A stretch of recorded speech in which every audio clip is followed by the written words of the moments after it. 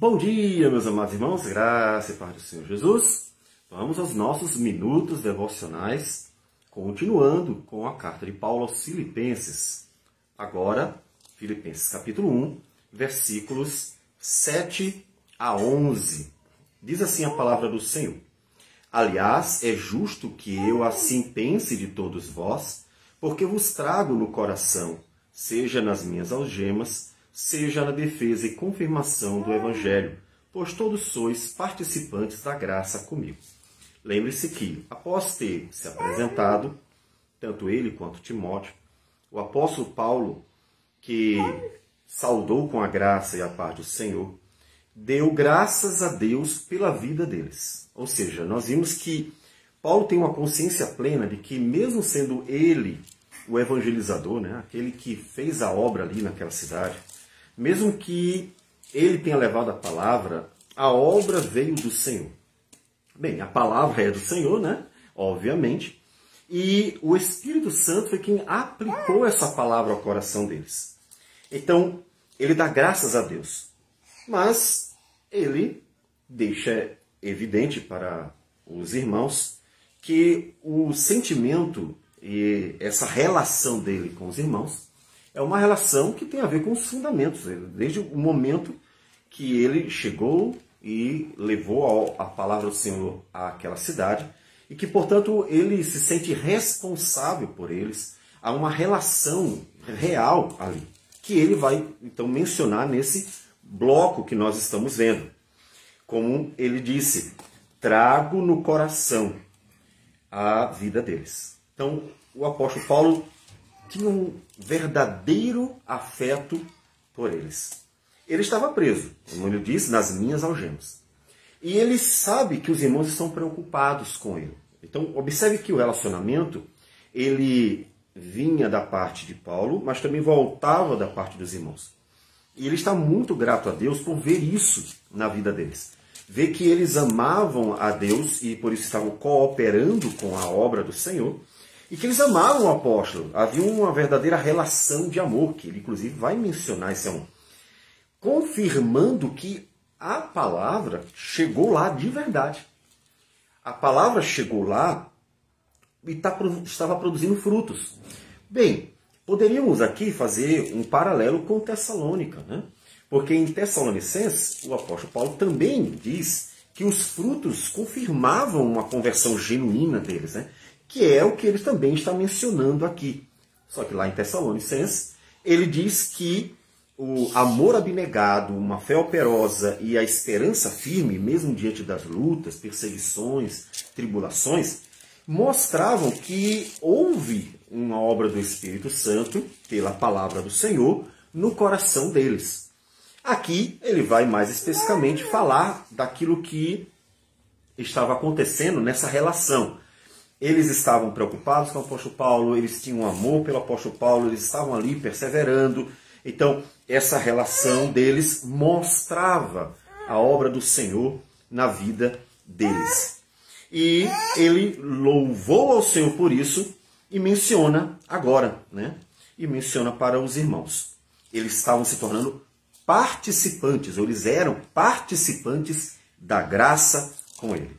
Veja que, mesmo que a obra do Senhor seja feita por missionários ou pastores, mesmo que a obra do Senhor seja feita por pessoas específicas que vão a algum lugar ou levam a palavra do Senhor para públicos, seja quais forem, a igreja participa, tem que participar, porque, na verdade, a obra missionária é a obra da igreja. A obra missionária, a obra da pregação da palavra, não é uma obra apenas de uma ou outra pessoa especificamente. Ainda que sim, o Senhor, ele chame e envie pessoas específicas para fazê-lo.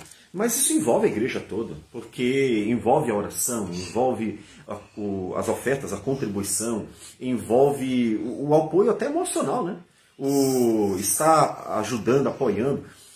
Imagine você, pessoas que estão em regiões consideradas difíceis, São regiões em que o cristão ele é verdadeiramente perseguido, ainda que haja perseguição também em outros lugares do mundo, de uma forma mais sutil, mas onde o cristão ele é perseguido de uma forma muito bruta, né? Os cristãos são mortos lá.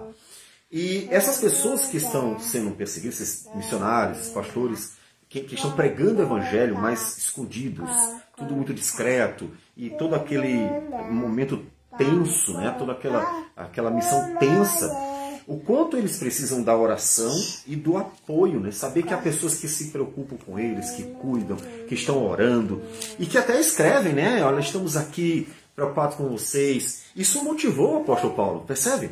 Veja, ele está preso por causa do evangelho, e a igreja está preocupada, e ele soube disso, soube dessa preocupação. Claro que aqui ele vai confortar a igreja, fazer a igreja não se desesperar, não desanimar, não achar que está tudo perdido, porque uma vez que o apóstolo estava preso, então agora a obra vai se acabar. Não. Eles precisavam realmente continuar firmes, certos de que o Senhor está no controle de tudo. Mas esse cuidado deles com o apóstolo Paulo, com certeza, e o apóstolo mostra isso agora, motivou, animou, alegrou o coração dele, porque viu o afeto, viu o amor. Aí ele até continua dizendo: pois minha testemunha é Deus, da saudade que tenho de todos vós, na terna misericórdia de Cristo Jesus. Veja que ele tem uma reciprocidade. Ele sentiu o amor, o carinho dos irmãos, nesse cuidado, nessa preocupação, e ele diz: e eu também estou com muita saudade, estou orando por vocês, há um afeto mútuo. Isso é fundamental, tal ponto dele orar. E também faço esta oração, que o vosso amor aumente mais e mais, em pleno conhecimento e toda percepção. E aí podemos mencionar que, uma vez que ele esteja falando da relação com o apóstolo Paulo, ele está mencionando o amor na sua profundidade, na sua amplitude, né? Ou seja, que o amor deles por Deus, para que eles continuem perseverando, continuem fazendo a obra, continuem se dedicando, o amor deles por Deus aumente mais e mais. Que o amor deles pelos irmãos na fé aumente mais e mais, da forma que eles tenham uma relação que seja abençoadora. Então, aqui o amor, que não é didaticamente, né, dividido, a Escritura, ela de fato nos ensina o amor em três aspectos, né? O amor a Deus, que é o amor máximo, o amor completo, que nos leva inclusive à adoração, mas ela menciona o amor ao próximo, e o Senhor Jesus ensinou o amor entre os irmãos, né? Em João 13, 34 e 35. Um novo mandamento, como ele mesmo diz. Mas aqui ele não faz essa distinção. Então, pensemos aqui no amor na sua completude. O amor em todos os seus aspectos, né? O amor que deve ser dedicado a Deus, o amor que deve ser dado ao próximo e também entre os irmãos da fé. E ele quer que cresça esse amor. Veja que o amor, ele de fato é o grande mandamento da palavra do Senhor. E é interessante que, mencionando o amor, o Senhor Jesus disse que o amor de quase todos se esfriaria. Ele está mencionando, de fato, momentos difíceis ali. Eu não vou entrar nos detalhes sobre o assunto, mas veja que esse é um sinal, tendo em vista que ele está falando sobre questões de fim, né, relacionadas ali a judeus, mas também relacionadas a outros eventos. Veja que o amor tanto é uma manifestação da presença de Deus, porque é um fruto do Espírito, né? Tanto é que é o primeiro mencionado em Gálatas 5:22, até inclusive alguns teólogos entendem que ali deveria ser entendido como o fruto do Espírito é amor. E tudo que vem depois, né, a alegria, a paz e assim por diante, são implicações do amor. Alguns entendem assim, não estou dizendo que concordo, mas só para mostrar como o amor de fato é a virtude maior, vamos dizer assim, né? Então, o amor presente, ele manifesta a presença de Deus, ele manifesta que o Espírito de Deus está ali. A ausência dele, o Senhor Jesus diz assim, o amor de quase todos esfriará. A ausência dele mostra exatamente o oposto. Mostra que não há presença de Deus ali. Mostra que os tempos são maus, os tempos terríveis, tempos difíceis, né? Então ele ora para que o amor cresça, porque é uma manifestação da presença de Deus, é o fruto do Espírito, né?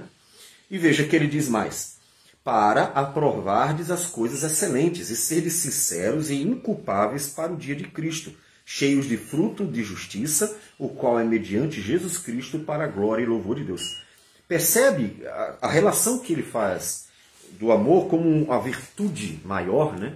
E a sua relação com todas as outras. Por quê? Porque, na verdade, as virtudes do Senhor, os atributos divinos, eles são todos harmônicos, né? Então, Deus é amor. Inclusive, a máxima, né, que é mencionada: Deus é amor.